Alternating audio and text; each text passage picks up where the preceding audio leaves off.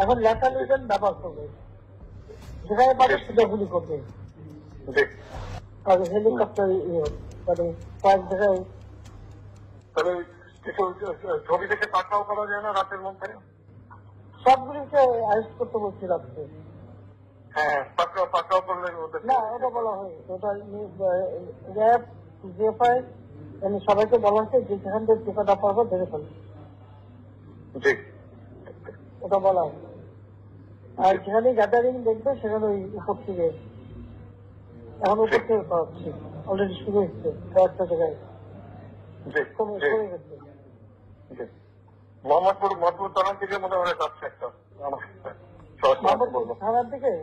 হ্যাঁ হ্যাঁ, তোকে পাঠাই দিই রাত্রে।